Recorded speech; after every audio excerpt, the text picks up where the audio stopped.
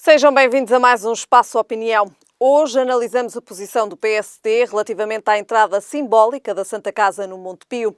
Falamos do CDS, que considera que o projeto de Medina para a Feira Popular viola o PDM. Ainda na saúde, a ADSE vai controlar rendimentos de beneficiários e familiares. No desporto, hoje analisamos os acontecimentos na Academia do Sporting e a agressão aos jogadores e equipa técnica. Na política internacional, Bruxelas tem plano para salvar acordo com o Irão. São então estes os temas que temos hoje para análise e comigo em estúdio tenho Pedro Meira. Pedro Meira, obrigada desde já pela sua presença. Começamos precisamente então com a posição do PSD relativamente à entrada simbólica da Santa Casa da Misericórdia de Lisboa no capital do Monte Pio. O que é que esta entrada simbólica da Santa Casa significa ou quer dizer? Olá Helena, boa noite a todos os telespectadores que nos seguem. Esta entrada, portanto, da Santa Casa da Misericórdia no capital de Lisboa, no capital do Monte Pio, é algo que tem vindo a ser debatido já ao longo dos últimos meses. No entanto, o Parlamento já tinha marcado a sua posição relativamente a este assunto e tinha dito que, de facto, a Santa Casa não poderia entrar no capital do Monte Pio. Não poderia entrar, mas, entretanto, o Monte Pio no início, queria alienar, portanto, 10% do seu capital, agora entendeu reduzir para 2%, e a Santa Casa da Misericórdia entende, através do seu provedor Edmundo Martinho, que, juntamente com outras misericórdias e com outras associações ligadas à economia social, que deverão entrar, portanto, no capital social de Monte Pio, uma entrada simbólica de 1%, num valor que vai dos 10 mil até aos 100 mil euros. Isto, mais uma vez, e o que é que isto significa? Esta entrada, portanto, simbólica. Isto é uma entrada, no fundo, assim, num sentido figurativo, uma entrada dentro do hall de entrada no fundo do banco, para, de uma forma mais suave e sem tanto buzz, como agora se costuma dizer, sem tanto barulho, sem tanto ruído, ir entrando aos poucos no capital do banco e de uma forma mais serena, mais suave e que sem tanto alarido, abrir a porta depois a uma entrada num maior aumento de capital por parte da Santa Casa da Misericórdia. Eu pessoalmente entendo que a Santa Casa da Misericórdia, e já o disse, deve ter definido nos seus estatutos a proibição de participação em atividades especulativas, como seja a participação em capitais sociais, por exemplo, de bancos. Isto sabendo que o Monte Pio é considerado pelas agências de rating internacionais como o banco pior classificado em Portugal. O PSD entende bem, através do seu, portanto, líder do grupo parlamentar, Dr. Fernando Negrão, que esta entrada simbólica é, no fundo, uma perspectiva por parte da Santa Casa da Misericórdia sem o alarido anterior que teve, conseguir ir entrando aos poucos na Santa Casa. Acho que é uma crítica bem feita por parte do PSD e o PSD estruturada também, uma crítica estruturada. E demonstra uma coisa também em termos políticos, é que o PSD nas últimas semanas tem procurado ter uma participação mais ativa a nível da oposição, portanto, ao governo, mas no fundo uma intervenção mais ativa, apesar de algumas... Uma mudança de estratégia aqui também do PSD, Pedro Meira. Sim, nota-se uma participação por parte do Rui Rio bastante um Rui Rio mais ativo, mais participativo, apesar de com alguma descoordenação com o parlamentar em outras situações. Agora, de facto, o PSD tentar tomar a dianteira da oposição. Agora, esta participação do Monte Pio no capital social, apesar de não ser uma participação à base, no fundo, com a base anterior dos 200 milhões em troca de 10% de capital, digamos... É que 1%? Fala-se num porcento de 10 mil a 100 mil euros, mas isto é o início, não é? Isto para quê? Para ter um banco de economia social e para a Santa Casa criar-se aqui uma intervenção maior da Santa Casa no banco de economia social. Isto não faz muito sentido e, mais uma vez, volto a frisar, acho que a Santa Casa da Misericórdia, nos seus princípios e nos seus fins a que se destina as suas atribuições, não deve ter uma participação ativa em capitais sociais de bancos. Que implicações terá isto também na banca, esta entrada simbólica, como lhe chamam, no capital do Monte Pio? Isto em termos de banca, penso eu que não terá reflexos significativos a nível de banca, não é? não estou a ver reflexos de impacto que isto possa ter. O impacto que tem é mais a nível realmente da Santa Casa da Misericórdia, porque são instituições criadas com fundamentos e com fins específicos para apoio e auxílio a pessoas carenciadas e este investimento no banco, no fundo, para haver uma intervenção na economia social em termos práticos, em termos de reflexos concretos na economia, no dia-a-dia da Santa Casa da Misericórdia, não tem qualquer tipo de interferência. E a nível da banca, penso eu que não terá, algum impacto.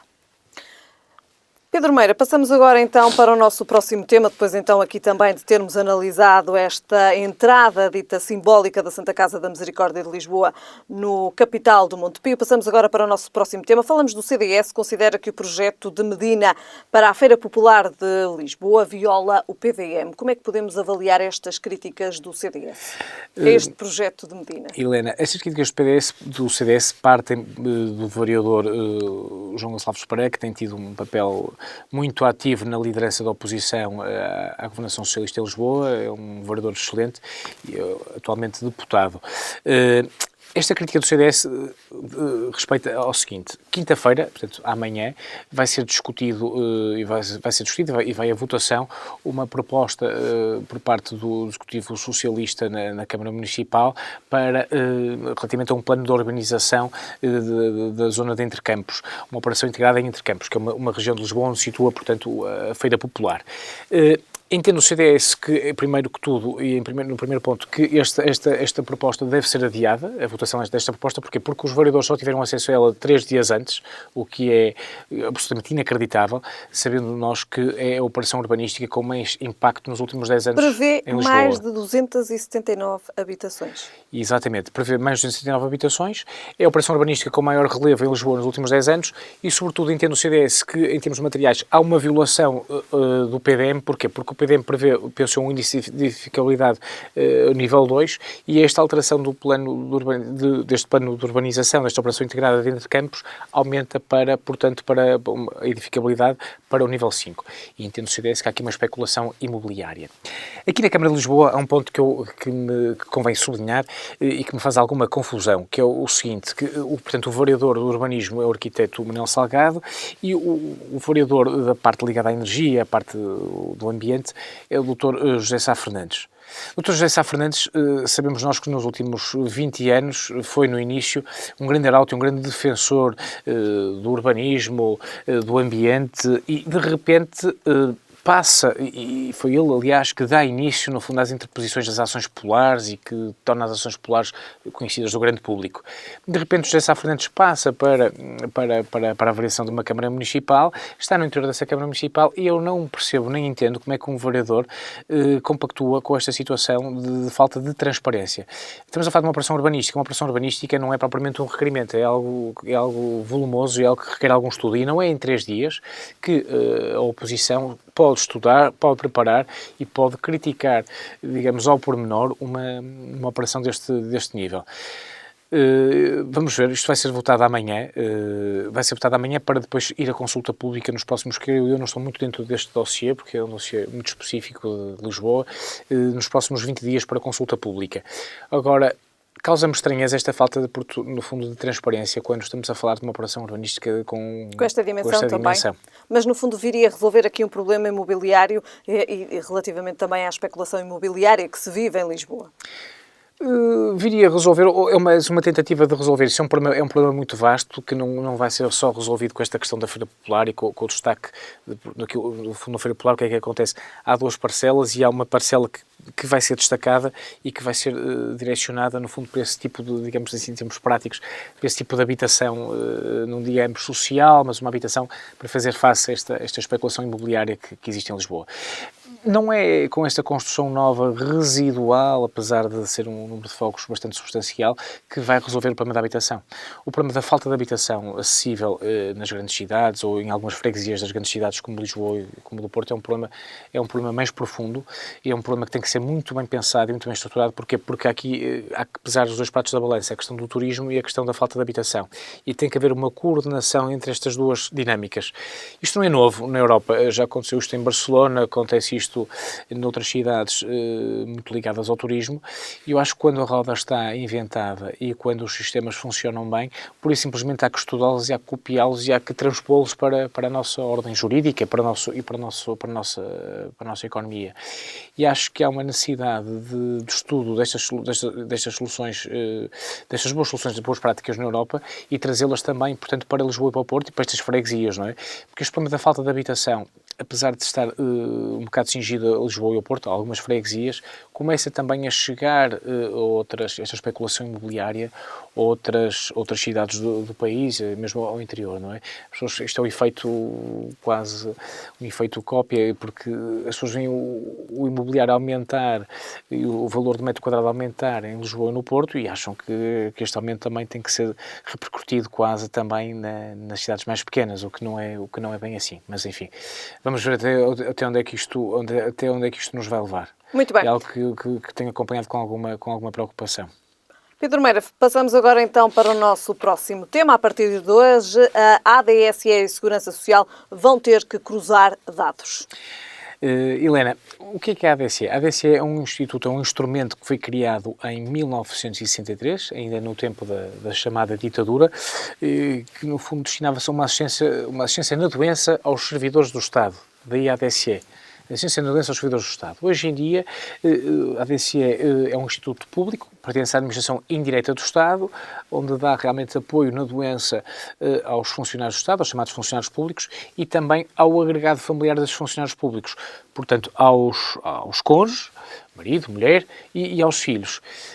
Tem havido nos últimos tempos conhecimento, portanto, de algumas fraudes, relativamente à ADSE e ao facto destes beneficiários da ADSE, beneficiários indiretos, os cônjuges e os filhos, terem rendimentos que os deveriam levar a não ter este benefício portanto, de serem acompanhados para a ADSE, e a ADSE, juntamente com a Segurança Social e com o Instituto da Modernização Administrativa do Estado, vão tentar cruzar agora de uma forma automática os rendimentos, portanto, dos cônjuges, quer dos filhos, para perceber se eles têm ou não direito a receber e a serem apoiados relativamente a estas questões da saúde e se são ou não beneficiários. E, portanto, é um cruzamento que vai ser automático, eu acho muito bem, porque é um combate, no fundo, à fraude, e parece-me que esse combate tem que ser um combate, no fundo, transversal. Como é que podemos encarar esta medida? Para mim é uma medida extremamente positiva e acho que hoje em dia, com os instrumentos que têm, com os cruzamentos que são feitos a todos os níveis e a todos os âmbitos, acho muito bem que exista e que realmente, se as pessoas têm rendimentos que lhes permitam ter um apoio, no fundo, um apoio e outro tipo de tratamento na saúde, não estão a tirar lugar, no fundo, a outros, e não é justo e não é correto, e estão aqui a violar também o princípio da legalidade, não é? Porque, no fundo, estão a ocultar rendimentos que fariam não ter apoio a estes benefícios, não é? Parece uma medida extremamente positiva e correta por parte da Administração Indireta do Estado, por parte da ADSE. Muito bem. Pedro Meira, passamos agora ao nosso próximo tema. Vamos falar de desporto e falamos daquilo que se passou na Academia de Alcochete. Um grupo de 50 encapuçados, então, invadiu a Academia de Alcochete e agrediu jogadores e também a equipa técnica. Como é que podemos encarar estas agressões no futebol? Helena, eu acho que quase tudo terá sido dito acerca deste tema. Estes atos não são inqualificáveis, são qualificáveis, são atos absolutamente inaceitáveis no mundo do desporto e no século XXI, num país civilizado como Portugal, integrado na Europa. Isto é pior realmente do que dizia ontem José Maria Richard, do que, com todo respeito pelos países da América Latina, pior do que a América Latina. Isto é um problema que tem que ser analisado de vários prismas. O prisma criminal, o prisma desportivo e o prisma também das sociedades anónimas desportivas. Como é que começamos pelo prisma criminal? O prisma criminal, isto, portanto, há aqui vários tipos de crime que podem estar em jogo. O crime, desde logo o crime de terrorismo, pode estar o crime de terrorismo aqui em perspectiva também, na sua qualificação. Isso tem implicações logo diretas, porque vai ter que ser acompanhado logo diretamente pela Polícia Judiciária e entre outras situações. As pessoas que foram detidas vão ser hoje presentes a tribunal, vão ser hoje decretadas as medidas de coação. Vamos ver se ficarão ou não em prisão preventiva. Vamos aguardar. Relativamente à questão desportiva, e é isto que eu acho que tem que ser frisado Helena, isto mais do que a questão clubística, para mim foi não o pior dia do futebol português, mas um dos piores. Ainda este ano foi morto um adepto da Fiorentina aqui em Portugal, em Lisboa, uma coisa absolutamente inaceitável, e este ano foi um ano... Um caso que também está em julgamento. Foi um ano caótico para o desporto português, sobretudo para o futebol. E este caso do Sporting é um caso que afeta a indústria do futebol na sua totalidade, na sua globalidade, porque isto é absolutamente desastroso. Porquê? Porque afeta a questão dos patrocínios, afeta a questão dos jogadores, é transversal. Agora, há uma necessidade, quer da Federação Portuguesa de Futebol, quer da Liga, de terem um papel muito ativo e imediato, porque não se compreende compreende-se, não é? Porque como é que nas televisões todas temos mais de 30 programas de documentário desportivo, que não é um comentário desportivo, é um comentário incendiário relativamente ao desporto, onde temos pessoas com responsabilidade, deputados de todos os partidos, que participam neste tipo de programas e que muitas vezes incendeiam o ambiente em torno do futebol, em torno do desporto, e que provocam que este tipo de situações cheguem a este ponto, não é? Depois temos a questão específica clubística. Esta é a questão da SAD, das sociedades desportivas. Isto afeta a indústria do futebol.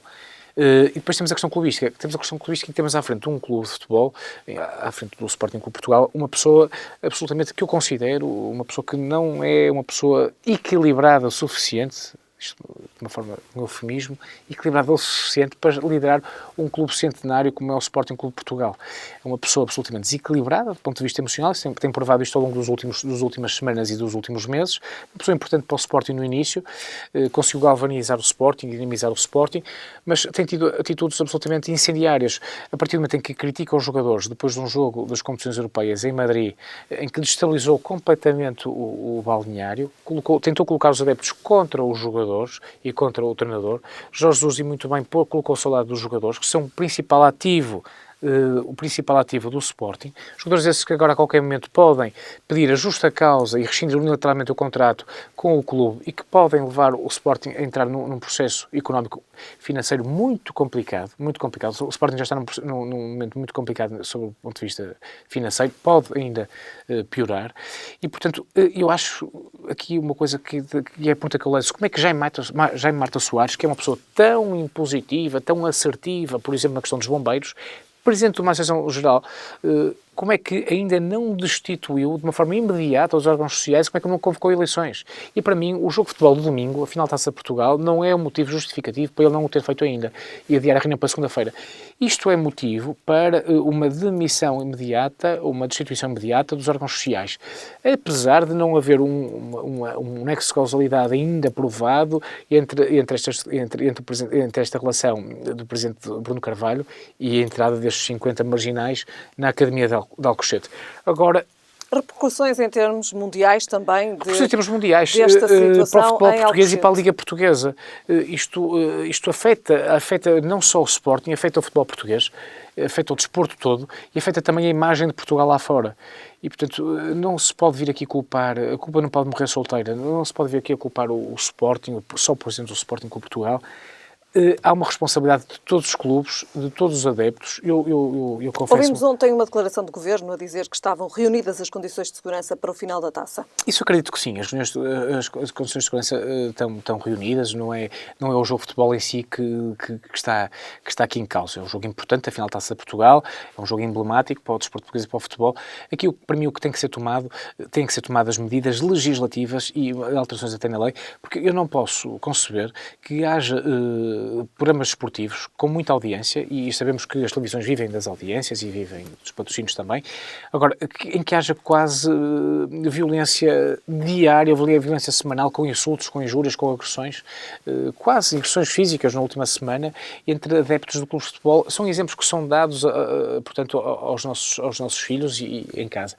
E eu pergunto aos adeptos, hoje em dia, como é que os miúdos olham para isto, não é? Os jogadores de futebol são um exemplo, o futebol é um desporto, é um exemplo, e como é que nós conseguimos justificar aos nossos filhos que os jogadores do Sporting foram agredidos, foram violentados no local de trabalho? É uma coisa absolutamente inaceitável. E, portanto, a imagem aqui também do desporto e, sobretudo, a imagem do desporto e do futebol português é a ser posta em causa e tem que ser tomadas medidas imediatas para contrariar isto. São várias medidas que têm que ser tomadas, várias medidas, não é? A primeira medida já no Sporting, já Marta Soares tinha que destituir já, portanto, a direção do Sporting. Esta direção do Sporting não pode continuar à frente do clube, é uma coisa que, olhos vistos, não é? Eu sou sócio e acionista do Sporting, eu próprio tinha que tomar alguma medida e não podia limitar-me a ver o meu clube a ser gerido pelo Grupo Stromp, um grupo de notáveis que de repente se reúne antes de uma Assembleia Geral para decidir o que é que vai ser decidido em Assembleia Geral. Não pode ser, isto tem que ser decidido em Assembleia Geral, porque uns sócios não são mais do que outros, não é? E, portanto, tem que ser convocada uma Assembleia Geral e estas pessoas têm que ser destituídas e têm que ser responsabilizadas pelos últimos atos que têm tomado. Bruno Carvalho não pode estar... Quem diz Bruno Carvalho diz também os outros presidentes dos outros clubes de futebol, vamos ser claros, isto não é uma questão clubística. Tem que haver outro tipo de responsabilidade por parte dos dirigentes. Sabemos que o futebol é um negócio que hoje em dia gera milhões em torno dele e, portanto, tem que haver alguma responsabilidade por parte dos atores, portanto, desportivos e sobretudo, quem gera estes grandes clubes. Muito bem. Pedro Meira, passamos agora para o nosso próximo tema, que é também o último tema. Falamos de política internacional, falamos do Irão. Bruxelas tem plano para salvar acordo com o Irão, isto depois então de Trump já ter vindo dizer que não vai continuar com o acordo nuclear.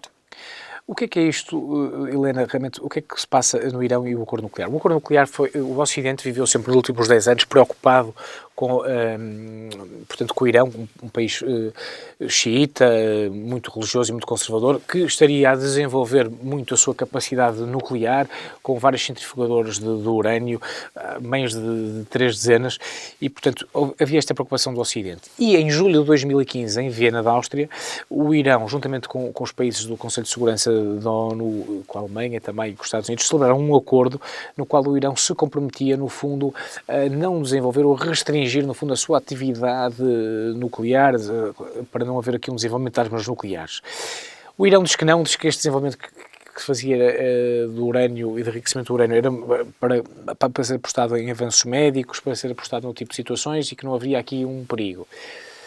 Agora, depois deste acordo em 2015, há uma monitorização por parte da agência, penso eu, a Agência Europeia, ou a Agência Mundial para a Energia Atómica, a Agência Mundial para a Energia Atómica, que monitorizava, portanto, a atividade nuclear por parte do Irão. Sabemos que o Irão, em algumas dessas centrifugadoras, chegou a colocar cimento e a limitar a sua atividade, essas centrifugadoras deixaram de operar. Esta Agência Mundial, na sua monitorização que tem feito, diz que não há uma violação do acordo, mas Trump e os Estados Unidos decidiram, na última semana, apesar de 63% dos americanos entenderem que não havia uma desvinculação para os Estados Unidos do acordo, Trump decidiu desvincular-se deste acordo. Mas a Europa vai manter-se ao lado do Irão? A Europa vai manter. A Europa quer manter este acordo. Consequências desta decisão da Europa relativamente aqui a Donald Trump? Isto só demonstra o seguinte. Donald Trump quer, no fundo, isto logo no início, disse o seguinte, disse que iria fazer uma política de terra queimada com todos os acordos celebrados pela administração de Barack Obama. Isto é mais um seguimento disso. Trump termina com este acordo, no fundo também para dar aqui uma posição e um aviso ao Presidente da Coreia do Norte, que vão reunir agora em Singapura em junho, no fundo para mostrar que há uma intransigência por parte dos Estados Unidos relativamente a esta questão nuclear.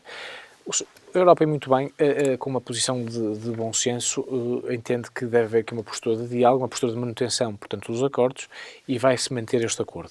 Isto é um acordo, atenção, que foi celebrado em 2015, mas que tem objetivos traçados para até 2035, 2040, portanto, isto é um acordo que ainda se vai manter. Trump, é mais uma medida a Trump, não é? São sempre medidas imprevisíveis, medidas unilaterais, sem falar com os aliados, sem falar com a Europa. Toma esta medida de uma forma, penso eu, a Trump, de uma forma irrascível, e vamos ver as consequências disto. Eu entendo que a União Europeia fez bem em manter este acordo. Se a agência que está previsto no acordo que vai haver uma monitorização por parte da Agência Mundial de Energia Atómica, se há uma violação ou não do acordo. Se essa agência diz que não há uma violação do acordo, não há razões para não serem cumpridas. Trump entende que este acordo não é bom para os Estados Unidos e que, portanto, os Estados Unidos se devem desvincular e o acordo deve ser rasgado. Enfim. Terá consequências?